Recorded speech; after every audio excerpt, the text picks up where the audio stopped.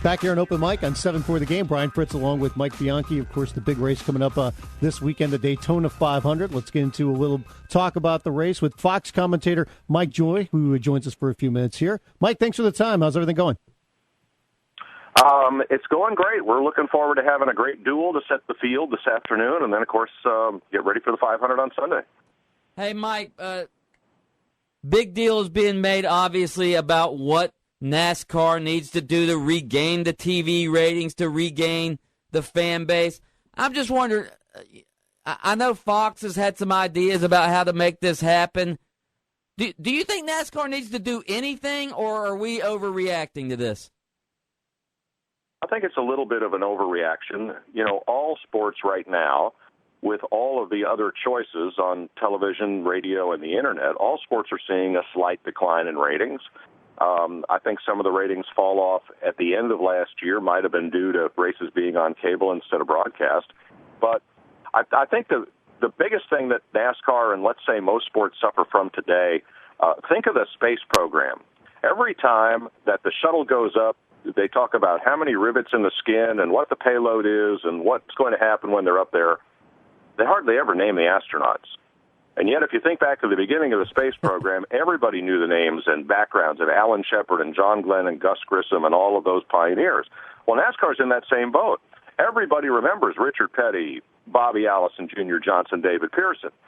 Not so many people are as familiar with today's drivers as NASCAR would like. So, sure, there's some work to do in that area, and I think NASCAR has some initiatives to try to recapture some of the younger fans that we seem to be missing in the ratings.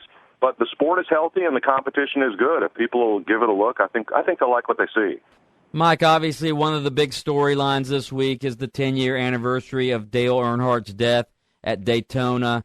How do you guys plan on covering that storyline Sunday? Obviously, there's going to be the moment of silence on the third lap. Well, how do you plan on dealing with that?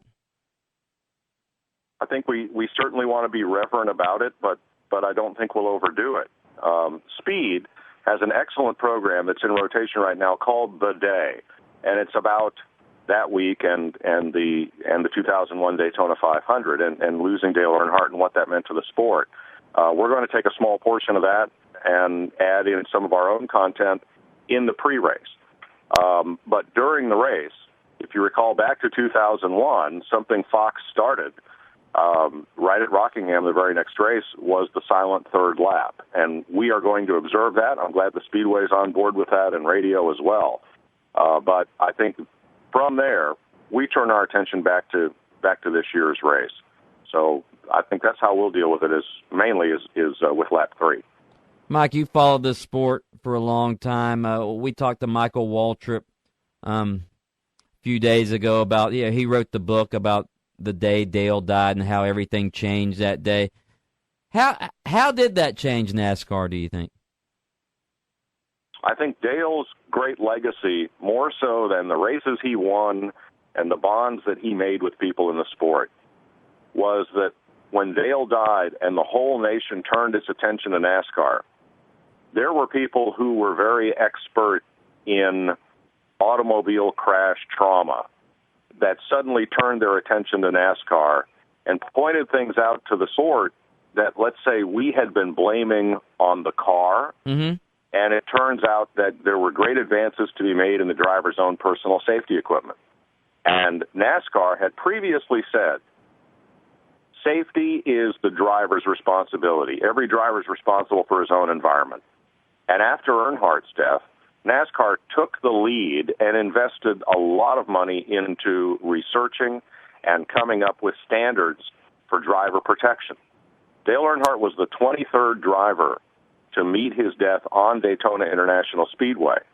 Since Earnhardt's death in 2001, there have been no on-track fatalities, and right there is testament to what losing Dale has meant to our sport.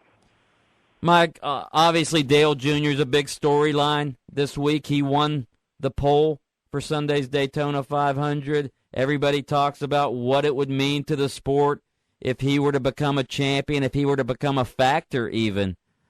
What would it mean if he could win the Daytona 500, if he could become a factor again in NASCAR? When we lost Dale Earnhardt 10 years ago, a lot of his fans turned to Dale's son to carry that banner and carry that flag, which I think that puts a lot of pressure on a young man. Dale Jr. is a talented driver, much as, let's say, Kyle Petty was a talented driver, but never came close to achieving the standards of his dad, Richard, NASCAR's all-time winner.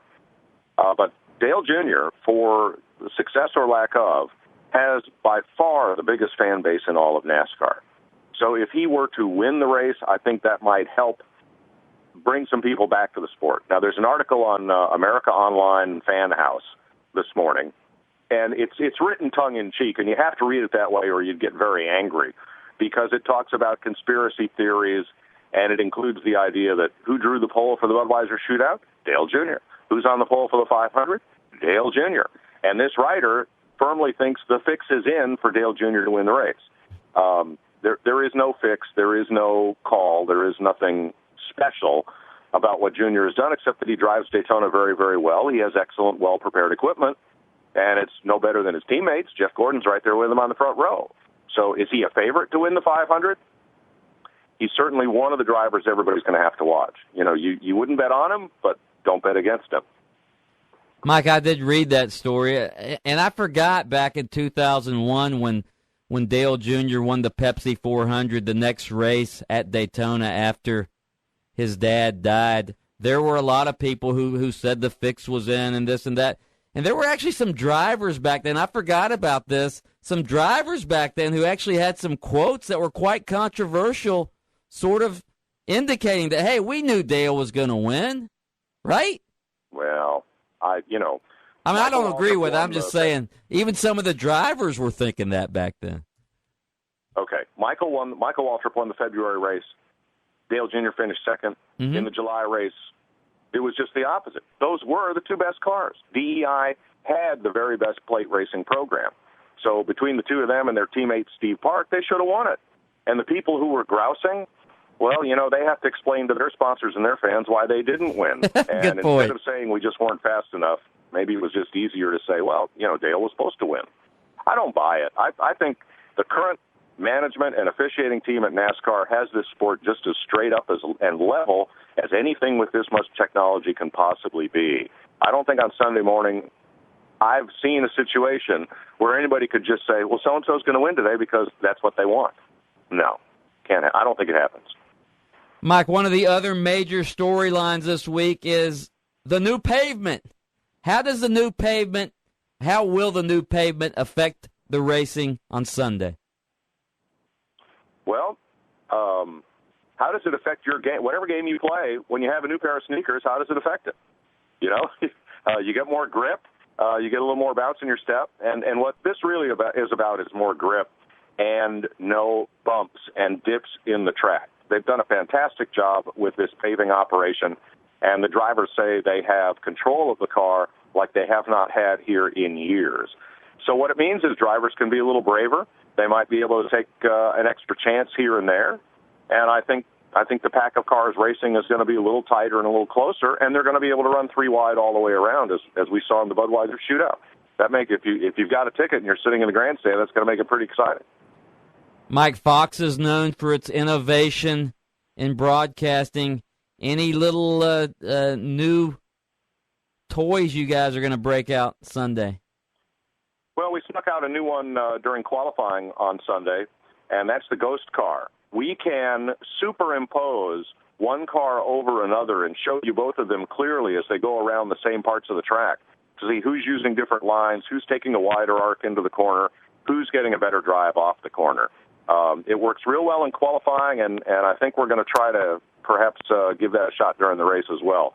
People who've seen it, the comments that have come back, it's pretty cool. He is Mike Joy, Fox commentator, joining us here for a few minutes. Mike, appreciate the insight, and have a good race on Sunday. All right, thanks, fellas. Fox coverage begins at noon on Sunday. Thanks. Thanks again. Appreciate it.